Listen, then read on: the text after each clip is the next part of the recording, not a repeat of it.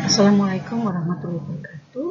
Pada pertemuan kedua ini kita masih membahas wajib pajak orang pribadi sebagai subjek pajak dengan topik kewajiban wajib pajak orang pribadi. Kategori wajib pajak berdasarkan kepentingan, hak serta kewajibannya bisa dibagi menjadi beberapa kategori. Untuk yang pertama, orang pribadi atau induk, di mana yang dimaksud dengan orang pribadi dan kurung induk ini adalah wajib pajak yang belum menikah dan suami sebagai kepala keluarga. Untuk yang kedua, hidup berpisah atau HB, ini bagi wanita yang dikenakan pajak secara terpisah karena sudah hidup berpisah berdasarkan putusan hakim. Kategori yang ketiga adalah pisah harta atau PH, yaitu bagi suami istri yang dikenai pajak secara terpisah karena menghendaki secara tertulis berdasarkan perjanjian pemisahan harta dan penghasilan secara tertulis. Kategori yang keempat yaitu memilih berpisah atau MT. Wanita kawin selain kategori hidup berpisah dan pisah harta yang dikenai pajak secara terpisah karena memilih melaksanakan hak dan memenuhi kewajiban perpajakannya secara terpisah dari suaminya. Yang kategori terakhir yaitu warisan belum terbagi atau WBT, yaitu sebagai satu kesatuan yang merupakan subjek pajak menggantikan mereka yang berhak, yaitu ahli waris. Penggabungan penghasilan bagi orang pribadi, misalnya untuk kasus yang pertama, penghasilan istri dari satu pemberi kerja dan telah dipotong PPh pasal 21. Nah, maka penghasilan istri yang hanya dari satu pemberi kerja itu tidak dapat digabungkan dengan penghasilan suami untuk menghitung total penghasilan. Karena PPh pasal 21-nya bersifat final, tetapi tetap dilaporkan di SPT tahunan suami di bagian final. Untuk kasus yang kedua, misalnya penghasilan istri dari pekerjaan yang tidak ada hubungannya dengan usaha suami atau pekerjaan bebas suami atau anggota keluarga lainnya, maka penghasilan tersebut dapat digabungkan dengan penghasilan suami. Apabila misalnya istrinya itu selain memiliki penghasilan dari satu pemberi kerja, dia juga memiliki penghasilan dari usaha yang tidak ada hubungannya dengan pekerjaan bebas suami, maka baik penghasilan istri dari satu pemberi kerja bisa digabungkan dengan penghasilan istri yang dari usaha, semuanya digabungkan ke penghasilan suami. Dan PPh 21 yang sudah dipotong istri di satu pemberi kerja menjadi tidak final, sehingga dapat dikurangkan atau dijadikan kredit pajak di PPh yang terutang suami. Dalam penggabungan ini dikarenakan NPWP istri menggabung dengan suami atau istri adalah cabang suami.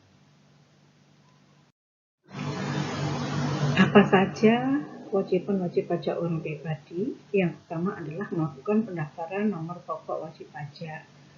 Bagi wajib pajak orang pribadi yang sudah menerima atau mendapatkan penghasilan atau pendapatan yang melebihi batasan penghasilan tidak kena pajak, wajib mendaftarkan diri untuk memperoleh NPWP ke kantor pajak. Yang kedua, menghitung besarnya pajak yang terutang, di mana penghitungan besarnya pajak terutang atau penghasilan kena pajak yang dikenakan kepada wajib pajak orang pribadi dalam negeri telah ditetapkan berdasarkan tarif Undang-Undang Pajak Penghasilan pasal 17. Kewajiban yang ketiga yaitu membayar pajak. Bagi wajib pajak orang pribadi, wajib membayar pajak sesuai dengan besarnya pajak yang terutang setelah dihitung. Kewajiban yang terakhir yaitu melaporkan SPT pajak tahunan. Selain wajib pajak menghitung dan membayar pajak, wajib pajak orang pribadi juga diwajibkan untuk melaporkan penghasilannya melalui surat pemberitahuan atau SPT tahunan yang menggunakan sistem self assessment. Apa itu sistem self assessment? Ibu mau mengingatkan lagi bahwa sistem self assessment itu merupakan sebuah aktivitas pemungutan pajak yang memberikan kewenangan kepercayaan dan tanggung jawab penuh kepada wajib pajak untuk menghitung, membayar, dan melaporkan besarnya pajak yang berhutang ke kantor pajak secara langsung dan mandiri. Penanggung pajak dan tanggung jawab penanggung pajak atas utang pajak wajib pajak orang pribadi. Siapa penanggung pajak? Yang pertama adalah wajib pajak orang pribadi yang bersangkutan. Yang kedua, istri dari wajib pajak. Dalam hal pelaksanaan hak dan pemenuhan kewajiban perpajakannya digabungkan sebagai satu kesatuan. Tanggung jawab penanggung pajak 1 dan 2 atas utang wajib pajak orang pribadi itu meliputi seluruh utang pajak ditambah biaya penagihan pajak. Sedangkan penanggung pajak yang ketiga adalah wakil bagi harta warisan yang belum terbagi, yaitu adalah wakilnya bisa penanggung pajaknya ditunjuk adalah salah satu ahli warisnya, atau penanggung pajaknya bisa pelaksana wasiat atau pihak yang ditunjuk untuk mengurus harta peninggalannya. Dan tanggung jawab penanggung pajak atas utang wajib pajak orang pribadi tersebut paling banyak sebesar jumlah harta warisan yang belum terbagi. Untuk wakil penanggung jawab harta warisan yang telah dibagi, maka penanggung pajaknya adalah para ahli waris. Tanggung jawabnya terhadap utang wajib pajak paling banyak sebesar porsi harta warisan yang telah diterima oleh masing-masing ahli waris. Penanggung pajak bagi anak yang belum dewasa, wakilnya adalah disebut wali, di mana tanggung jawab penanggung pajak atas utang pajak wajib pajak orang pribadinya paling banyak sebesar jumlah harta anak yang belum dewasa yang berada dalam perwaliannya. Sedangkan penanggung pajak wakil dari orang yang berada dalam pengampuan adalah pengampu. Tanggung jawab penanggung pajak atas utang pajak wajib pajak orang pribadi paling banyak sebesar jumlah harta orang yang berada dalam pengampuannya. Baik untuk anak yang belum dewasa maupun orang yang berada dalam pengampuan, tanggung jawabnya atau seluruh utang pajak dan biaya penagihan pajak dalam hal pejabat dapat membuktikan bahwa wali atau pengampu yang bersangkutan mendapatkan manfaat dari pelaksanaan pengurusan harta tersebut.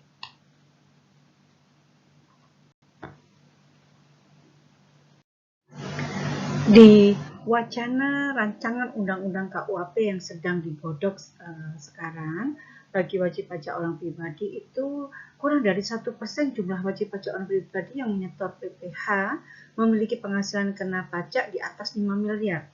Maka dari ini akan ada wacana tarif yang berbeda dibandingkan yang penghasilannya di atas 500 juta. Perubahan tarif yang nanti masih dalam rancangan undang-undang KUP, kalau yang sekarang kan sampai dengan 500 juta 30%, jadi tidak ada batasan berapapun jumlahnya. Tetapi dalam rancangan undang-undang KUP itu nantinya ada tambahan lapisan tersendiri, yaitu di atas 30%, tarifnya adalah 35%. Itu bagi penghasilan yang di atas 5 miliar. Wacana rancangan undang-undang KUP yang berikutnya yaitu penyesuaian insentif wajib pajak UMKM yang omsetnya kurang dari 50 miliar atau istilahnya dalam pasal 31E Undang-Undang PPh, di mana pengaturan saat ini adalah wajib pajak badan dalam negeri dengan peredaran bruto sampai dengan 50 miliar itu mendapatkan fasilitas berupa pengurangan tarif 50% dari tarif pasal 17 yang dikenakan atas penghasilan kena pajak dari bagian peredaran bruto sampai dengan 4,8 miliar atau istilahnya pasal 31E. Kemudian kebijakan untuk mendorong kegiatan UMKM, terutama usaha mikro dan kecil, telah diatur dengan pengenaan PPh tarif 0,5% atau PP 23 tahun 2018. Namun demikian masih terdapat fasilitas pasal 31E dan dimanfaatkan juga oleh wajib pajak yang bukan termasuk usaha mikro dan kecil yang peredaran brutonya sampai dengan 50M. Nah, usulan dalam rancangan undang-undang KUP nantinya yang sedang digodok itu penghapusan pasal 31E, Kemudian fasilitas perpajakan bagi UMKM dilakukan melalui pengenaan PPh final 0,5%, yaitu menurut PP 23 tahun 2018.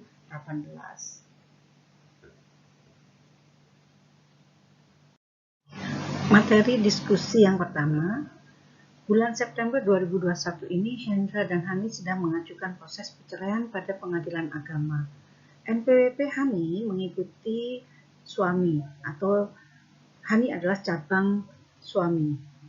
Yang harus didiskusikan adalah pada laporan SPT tahunan 2021 nantinya, bagaimana kewajiban pelaporannya, apakah masih bergabung atau tidak. Argumen Anda harus disertai dengan dasar hukumnya. Diskusikan materi diskusi ini secara berkelompok, di mana satu kelompok terdiri dari 2 orang. Materi diskusi yang kedua, Erlangga adalah direktur salah satu bank swasta di Bandar Lampung. Istrinya Dewi dia adalah NPWP-nya bergabung dengan suami. Dia bekerja sebagai PNS di Pemda Provinsi Lampung. Selain itu juga tercatat sebagai konsultan pemasaran di PT Polimela sampai dengan sekarang. Selain dua kegiatan tersebut, sejak pertengahan tahun 2021, Dewi membuka usaha jasa konsultasi pemasaran. Atas kasus tersebut, bagaimana kewajiban pelaporan SPT tahunannya? Materi ini silakan diskusikan dengan kelompok, di mana satu kelompok terdiri dari 2 orang. Demikian tadi pemaparan dari materi, semoga apa yang telah diterangkan dapat dipahami dan dimengerti. Semoga materi yang disampaikan dapat bermanfaat. Sekarang silahkan Anda mempelajari kembali materi-materi yang akan diajarkan nantinya, dan Ibu ucapkan selamat belajar.